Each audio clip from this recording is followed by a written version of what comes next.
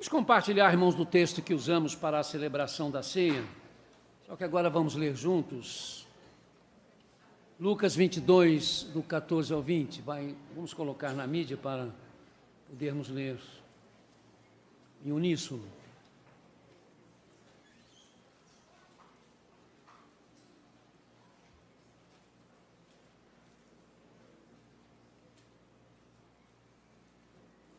Vamos ler juntos então? Quando chegou a hora, Jesus e os seus apóstolos reclinaram-se à mesa e disse-lhes: desejei ansiosamente comer esta Páscoa com vocês antes de sofrer. Pois eu digo a vocês que não comerei dela novamente até que se cumpra no reino de Deus. Recebendo um cálice, ele deu graças e disse: peguem o cálice e o partilhem uns com os outros.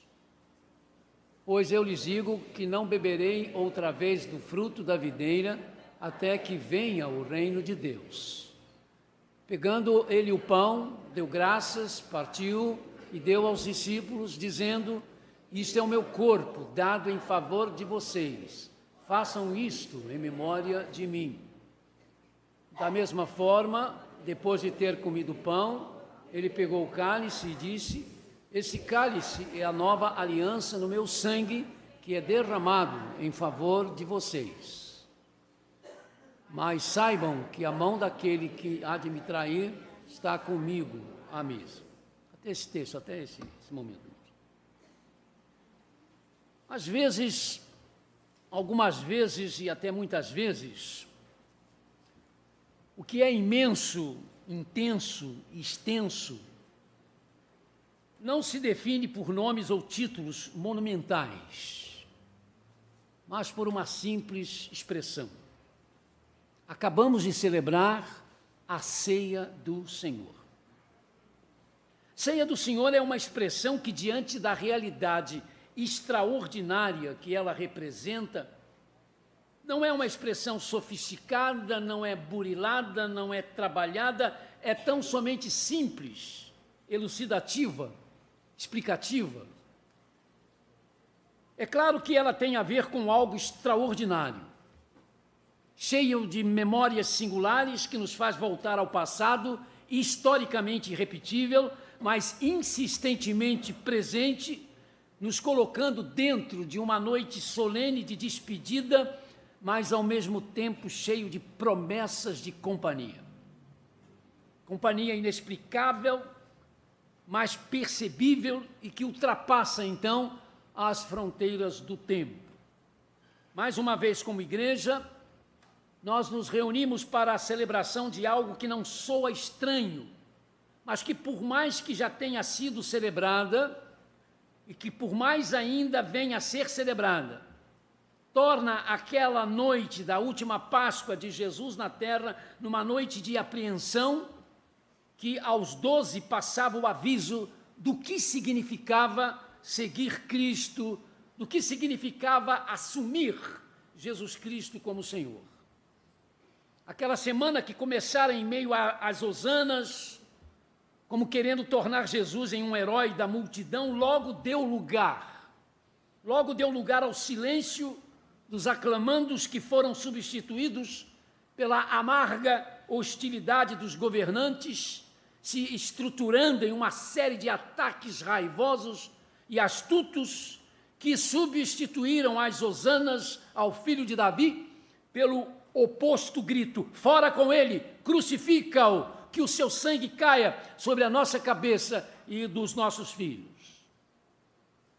A instituição do que há de simbolizar para sempre o novo pacto, a nova aliança que ultrapassa as fronteiras do racial para abranger toda a humanidade, se deu numa noite tensa, de uma evidente despedida, na qual ele, Jesus, fala de si mesmo, entrando em uma jornada temporária, é verdade, mas que há de ser marcada por uma morte violenta que ele usará para, por meio dos apóstolos, passar a todos quantos já o tinham recebido e haveriam de recebê-lo, o sentido do recebê-lo na vida, fazendo dele a razão de viver e assim viver para sempre o que realmente se pode chamar de vida. Tomar o pão, dar graças, parti-lo e, ao dar o pão aos discípulos, dizer: isto é o meu corpo dado em favor de vocês, façam isto em memória de mim. Assim como tomar do cálice, dizendo: este cálice é a nova aliança no meu sangue, derramado em favor de vocês. Não teria como deixar de ser entendido de forma equivocada por segmentos do que mais tarde serão chamados de cristãos. Os que dentro da cristandade se empenharão na defesa da visão de que os milagres, de que o sobrenatural são os meios mais eficazes de determinar e praticar a autoridade da igreja, de um clero, na defesa do que é notável, não conseguirão evitar de serem traídos por uma equivocada compreensão das palavras do Senhor Jesus: este ou isto é o meu corpo, este ou isto é o cálice da nova aliança, do novo pacto, como uma declaração de que o pão e o cálice se transformam nele, no próprio Jesus. Assim como os que dentro da mesma cristandade há que se empenharão na racionalização dos milagres, na naturalização do sobrenatural, negando ou diminuindo o sobre-humano, também não conseguindo então deixar de serem tomados pelo equívoco de entender este ou isto é o meu corpo, este ou isto é o cálice da nova aliança ou do novo pacto, dito na instituição da ceia do Senhor, tão somente como uma tipificação da morte que aconteceria na cruz, mas sem as devidas implicações eternas, e por isso sequer celebram nas suas comunidades a ceia do Senhor, mesmo se dizendo igrejas cristãs. Mas há de se crer no poder dos milagres, há de se crer na realidade do sobrenatural, sem transformar o mistério e o místico presentes na fé cristã no indebassável, no impenetrável, no incoerente. A beleza da simplicidade do Senhor Jesus comparar o seu corpo a um pedaço de pão e o seu sangue a uma pequena quantidade de vinho, nada mais é do que a maneira de mostrar que com muito sofrimento é verdade, mas de forma descomplicada, Deus trouxe a solução ao imenso, incomensurável problema do pecado e da perdição eterna, que teve a ver com o incomensurável e inexplicável milagre da encarnação do Verbo. Deus se fez gente e morou entre nós. Em Cristo Jesus, Deus fez isso. Em Cristo Jesus, Deus se tornou alcançável, aceitável, compreensível. Por isso, meus amados, a salvação se rejeita por causa da incredulidade, mas não porque seja algo complicado de se aceitar. Aliás, as pessoas rejeitam a salvação porque acham fácil demais de se aceitar. O partir do pão, o reunir-se para participar da ceia do Senhor, são, antes de tudo, a proclamação do retorno de Jesus, coroação final de tudo que se deu na cruz, realidades compreensíveis para os que são segundo o Espírito Santo, ou segundo o Espírito, Romanos 8:5. Sempre que os cristãos na Ásia, na Europa, na África, na Oceania, nas Américas, em Parque São Basílio, se reúnem para a celebração da ceia do Senhor, o que fizemos há pouco, fazem acontecer de se retornar à memória do que houve lá no cenáculo, do que aconteceu na noite anterior à crucificação. E aí temos, irmãos, sempre que perceber que o Senhor Jesus falou da sua morte, falou do corpo e do sangue dados, entregues por nós, mas não falou de um fim. Ele se mostrou como começo. E quando nós nos reunimos em memória dele, para lembrar sua paixão, morte e ressurreição, como fazemos sempre quando nos reunimos para a celebração da ceia, nós também proclamamos o seu retorno. E isso significa que em Jesus, nossas vidas sempre experimentam o começo e jamais o fim, mesmo que estejamos chegando aos 80, aos 90 ou aos 100 anos de idade. Mas a ceia do Senhor se torna apenas num cerimonial quando não nos estimula, não nos impele a isto, a falar dele como fim, mas também como princípio, como começo. O fim, porque nele está a finalidade da vida. Ele é o ômega do porquê e para quê da vida, mas ele é o princípio, o alfa, não só porque nele começou o universo, mas porque nele cada minuto da vida é um novo começo. É lindo demais, bonito demais, perceber que na noite em que foi traído, Jesus não considerou a sua traição, a cruz na qual ele seria pendurado, como um maldito por causa do pecado que nunca cometeu. Ele não considerou a traição e a cruz como um desastre, como um golpe desferido ao seu trabalho. A cruz foi o consolidar-se, o afirmar-se do começo. Não, claro que não. Em momento algum foi fácil que o diga a agonia já no jardim do Getsemane, mas foi ele, de livre vontade, quem assumiu acontecer o propósito de Deus, o Pai, para sermos para sempre libertos dos nossos pecados, para sermos feitos filhos e filhas de Deus e herdar com ele, Jesus, a glória dos céus.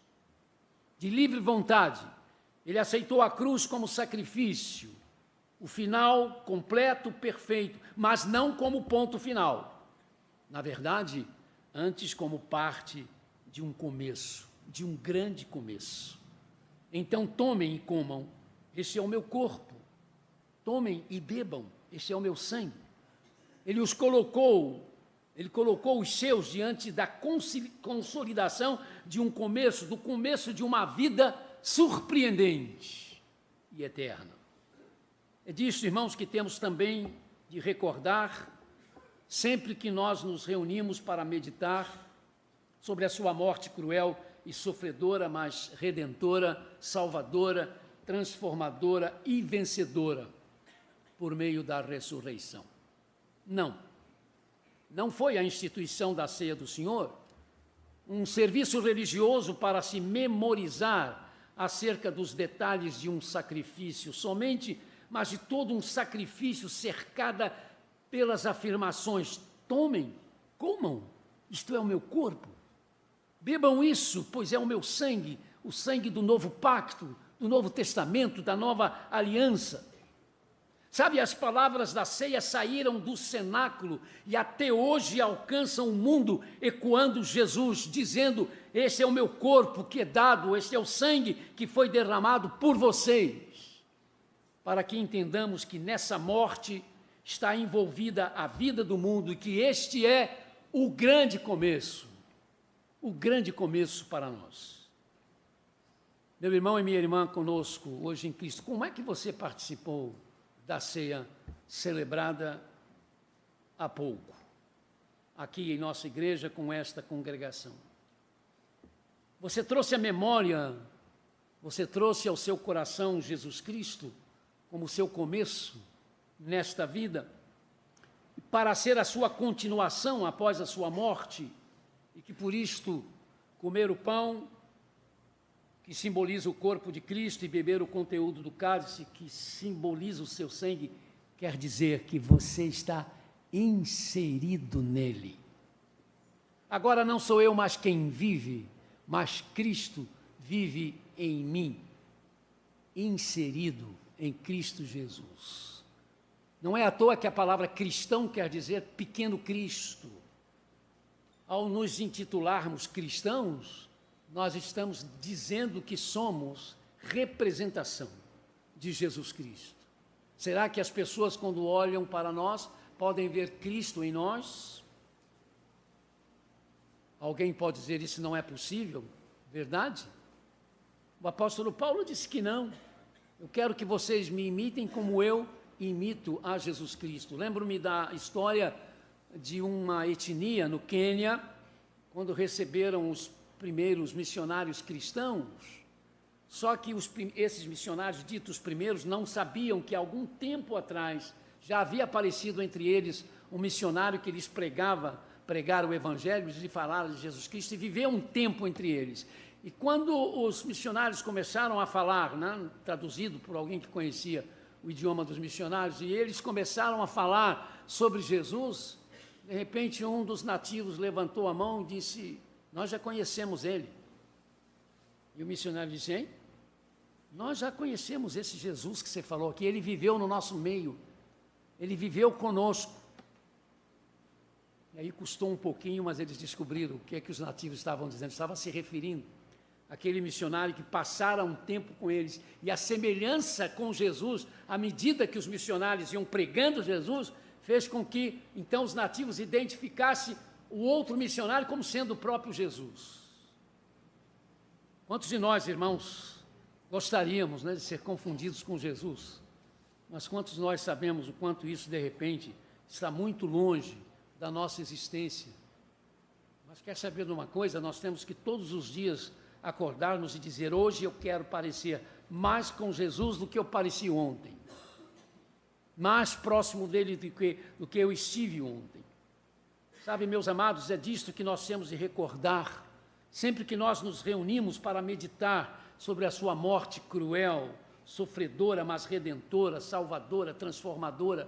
E a ceia do Senhor é uma oportunidade sem par para isso. Claro que nós pregamos isso todos os domingos aqui na igreja, mas quando nos reunimos para a celebração da ceia do Senhor, nos é dada uma oportunidade diferente, né? Sui generis, para que a gente possa reclamar, mais uma vez, voltar a nossa mensagem de uma forma diferente. Estamos inseridos em Jesus Cristo. Sem estarmos inseridos nele, nós não estamos justificados. Se não estamos justificados, ainda não estamos reconciliados com Deus. E se ainda não estamos reconciliados com Deus, é porque ainda não fomos alcançados pela graça de Deus, que tem o seu ápice a morte sacrificial de Jesus Cristo na cruz. E sem esta graça, o Senhor Jesus não é ainda o nosso começo para a vida eterna. Para ser o começo da vida eterna e sua continuidade, o Senhor Jesus é o começo para o autêntico abrandamento dos sofrimentos físicos causados pela doença, pela fome, pela violência. Jesus é o começo da verdadeira emancipação da escravidão moral e assim também da escravidão servil, da escravidão das drogas e dos vícios. Jesus é o começo e a consolidação da verdadeira paz para os seres humanos. Por isso, suas palavras na instituição da ceia do Senhor: isto é o meu corpo dado em favor de vocês. Façam isto em memória de mim, e este cálice é a nova aliança no meu sangue, derramado em favor de vocês. Tem a ver com o começo que somente ele é. Sabe? Sem isto assimilado, ainda temos de aprender a celebrar a ceia.